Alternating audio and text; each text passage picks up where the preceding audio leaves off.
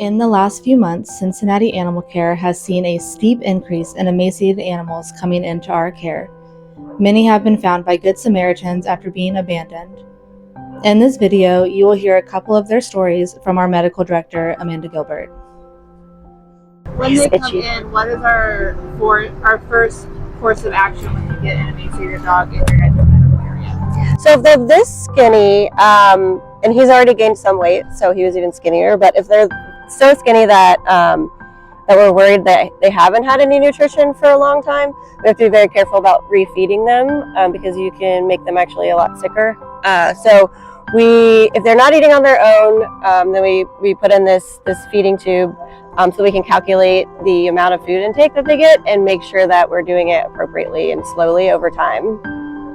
For Toby, how long was Toby's recovery from when he first came in to when he was able to start standing? Toby was pretty quick. He was able to walk like the next day. He didn't have any, he was a lot faster than this guy. His other concern he had, because when we did refeed him, he got a lot of gas buildup, so he actually bloated, so we had to worry about that even more than his refeeding at that point, but he bounced back pretty quickly. So he came in at what weight? Do you know off the top of your head, Toby?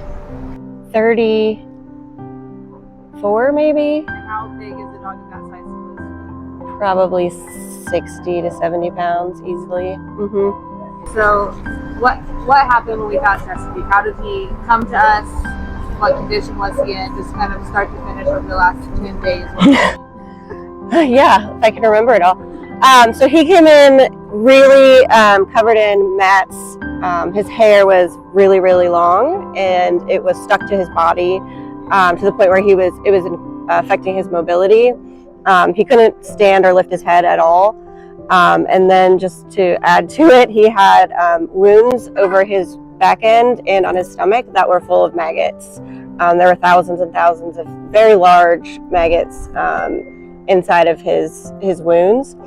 And so we had to shave him down, obviously, treat him for that. He was unable to maintain his glucose, so his blood sugar was really low, which would mean that he was septic.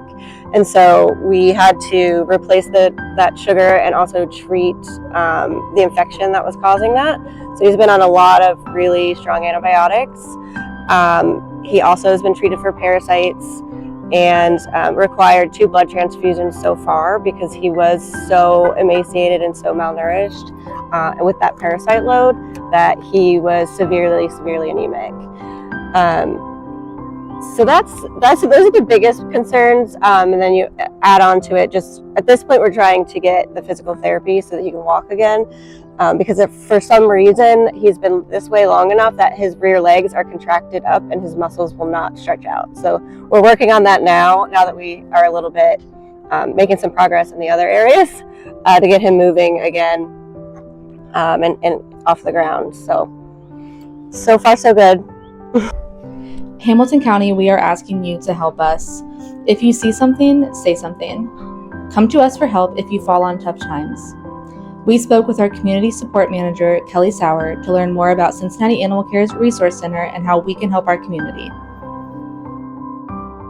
really important to realize that our goal here is not to get people in trouble.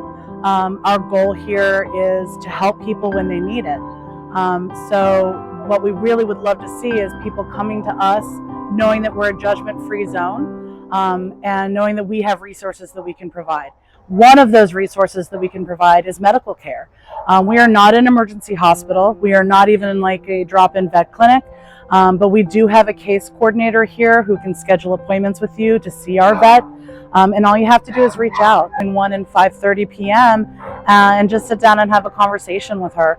And while you guys are having that conversation, if you're concerned that there is a medical issue going on with your animal and you don't have the resources to get to a vet to have it addressed, let us help you with that. Let us be that support for you. Or if you find yourself in a situation where you're having to make the decision between feeding your kids dinner and feeding your dog dinner, feed your kids and then come to us because we can help provide that food for you. We do have a food pantry here. It is open 7 days a week from 1 to 5:30 p.m. And if that time doesn't work for you, reach out to us and let us know. We will accommodate. We will make it work. And we provide free food, treats, toys, heck, clothes, bathing items. Anything we have, you're welcome to. We do not ask for proof of income. We do not ask for your ID. We do ask a little bit of information about you, mostly demographics, so that we can know which areas of town need help the most. But just remember that things may look bad, things may look bleak. Understand that there is somebody here in your corner to help you support your animal. And basically so that you can support the other aspects of your life without having to worry about that. So please don't be afraid to reach out.